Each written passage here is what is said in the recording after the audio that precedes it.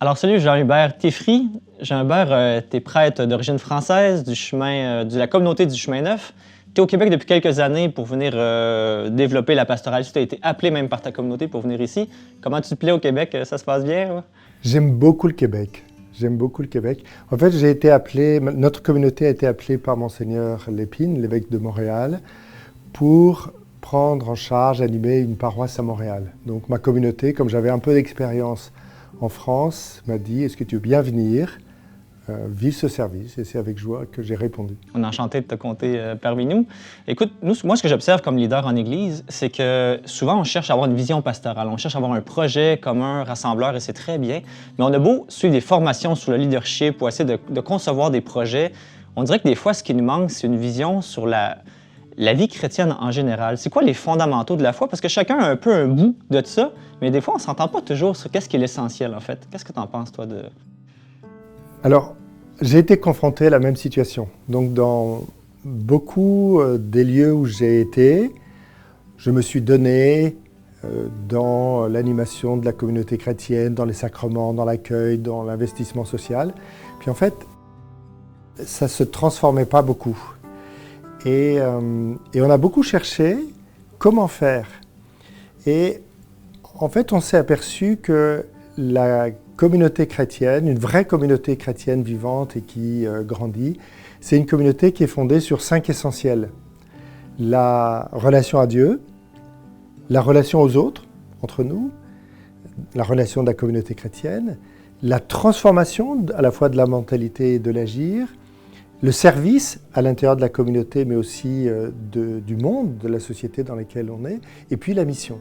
Et on s'est aperçu qu'une communauté est vivante quand chacune des personnes vivait ces 5 dimensions-là. Pas des spécialistes des uns ou des autres, mais que la fécondité, elle venait de là.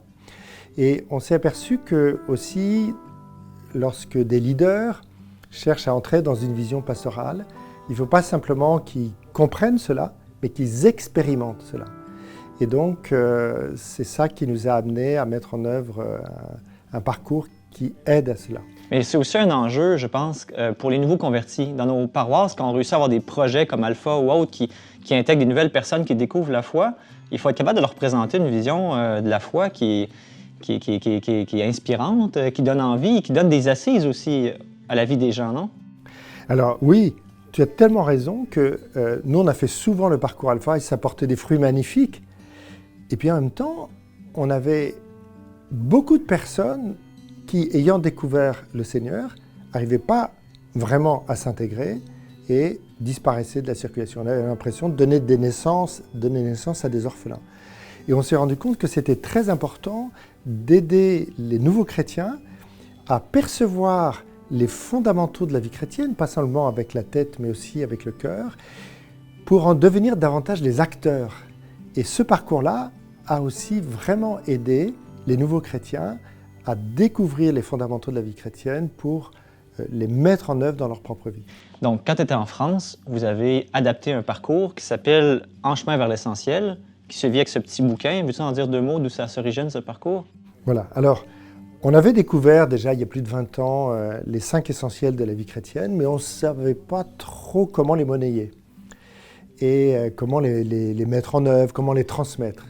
Et puis en allant dans une paroisse aux États-Unis, on s'est aperçu, avec étonnement et émerveillement, qu'ils avaient découvert ces mêmes 5 essentiels qu'on a évoqués, mais qu'ils avaient mis en place une méthodologie pour les transmettre et les mettre en œuvre dans la vie des gens. Donc on a adapté ça à notre contexte et on a appelé ce parcours « En chemin vers l'essentiel ». Alors ça expose d'abord l'intérêt, la nécessité d'avoir une direction dans sa vie, et puis ça développe et chacun de ces essentiels, donc la relation à Dieu, la relation aux autres, la transformation, le service et la mission. Donc, en 2 mots, quelqu'un veut faire ce parcours-là, à quoi ça ressemble comme démarche? Alors, on va commencer par une équipe pastorale. Une équipe pastorale se dit, mais il faudrait qu'on évangélise, il faudrait qu'on transmette la foi. Mais pour ça, il faut d'abord qu'on se prépare, mais peut-être qu'on se réapproprie, nous, les fondamentaux.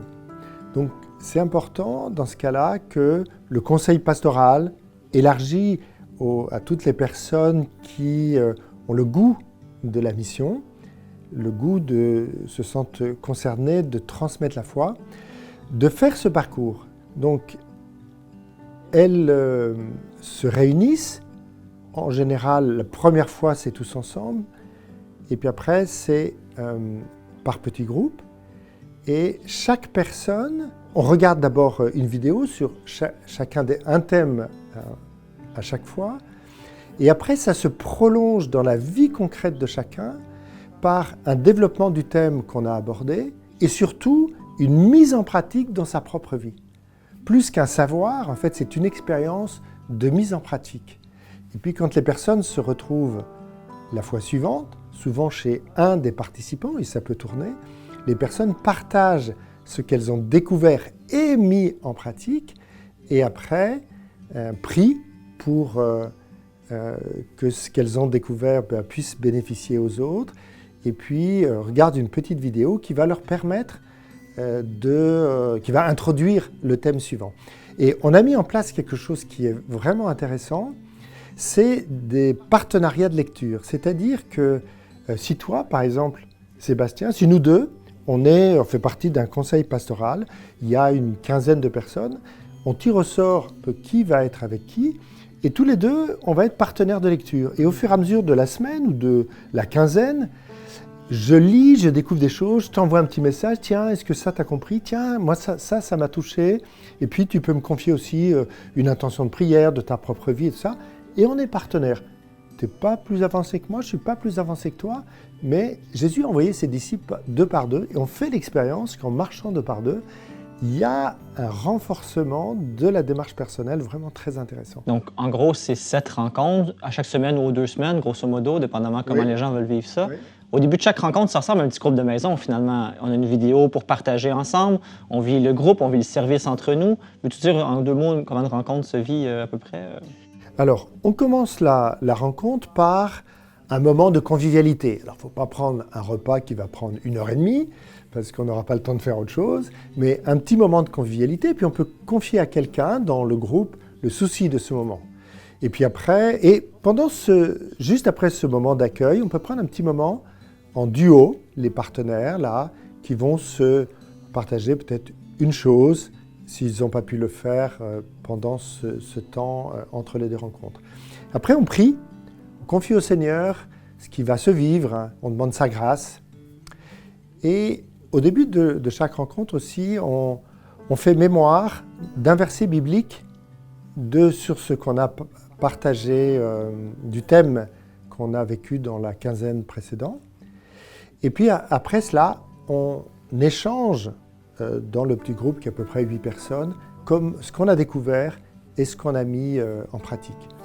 Après, on confie à nouveau au Seigneur la suite de notre chemin, on confie les gens de notre entourage et on termine par voir une petite vidéo d'une 12aine de minutes qui va nous introduire au thème qu'on va voir dans la quinzaine qui suit.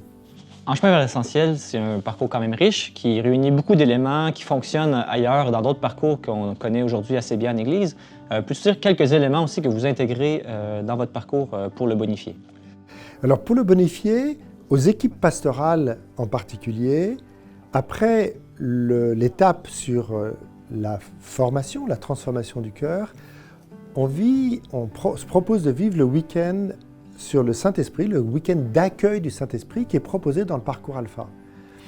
Mais on demande au Seigneur dans ce week-end non seulement la grâce du renouvellement de notre baptême, c'est très important, mais en même temps la grâce du renouvellement de notre mission et de notre zèle missionnaire. Un peu comme les premiers disciples, la première communauté chrétienne qui, après l'arrestation de Pierre et Jean, qui sont libérés, rejoignent la communauté chrétienne et à ce moment-là, la communauté chrétienne prie et demande non pas d'être préservés des épreuves, mais d'être renouvelés dans leur grâce missionnaire. Et là, il y a, au chapitre 4 des Actes des Apôtres, nous est écrit une nouvelle Pentecôte.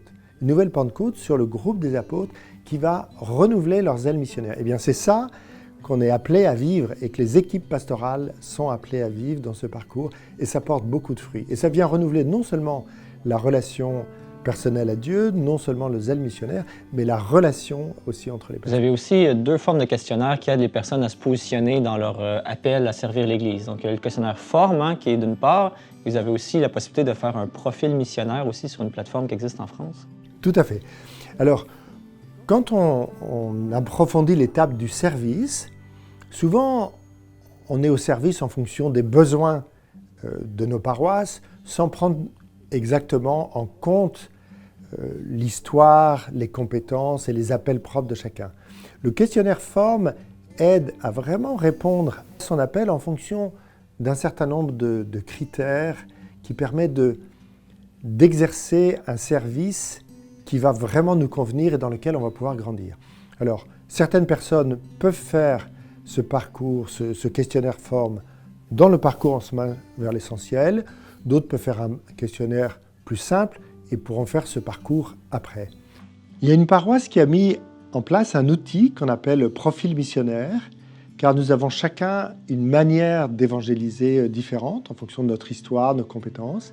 Et donc c'est un profil qu'on remplit en ligne et qui nous permet de confirmer un peu notre manière d'être témoin. Donc ça se remplit en quelques minutes, mais c'est aussi très intéressant. C'est un outil qui est proposé à la fin du parcours. En terminant, Jean-Hubert, une paroisse qui voudrait adopter ce parcours pour leurs paroissiens, leur équipe pastorale, quels sont les fruits qu'ils peuvent attendre d'une démarche comme celle-là? Alors c'est des fruits personnels, des fruits de conversion. C'est aussi des fruits communautaires. Ça, on a vraiment vu. Moi, je l'ai vu en France, je l'ai vu aussi au Québec. Ça transforme les relations à l'intérieur de l'équipe pastorale ou de ceux qui sont déjà engagés. Et puis, ça donne des fruits aussi missionnaires. Ça permet d'orienter la communauté sur la mission. Et puis aussi, des fruits, ça permet à certains d'apprendre à être bergers d'autres. Merci Jean-Hubert. Pour tous ceux qui voudraient en savoir plus, il y a la plateforme dont l'adresse apparaît à l'écran qui pourra donner tous les détails sur comment animer un groupe, qui peut être intéressé par ce parcours-là. Donc, merci d'avoir été là avec nous aujourd'hui. Puis je souhaite à toutes les équipes pastorales qui mettront ce projet en route de vraiment renouveler la vie de leur communauté par cet apport qui vient s'ajouter à toute la nébuleuse des projets de conversion et d'évangélisation qu'on connaît. Eh bien, je souhaite vraiment aussi aux équipes de vivre cela parce que l'expérience que vous vivrez au travers ce parcours sera très utile parce que c'est le même parcours qui sera proposé, par exemple, aux personnes qui auront fait le parcours alpha ou un parcours de première évangélisation, et vous pourrez leur proposer ce parcours de consolidation, d'autant plus que vous l'aurez vécu pour vous-même. Alors, bon chemin.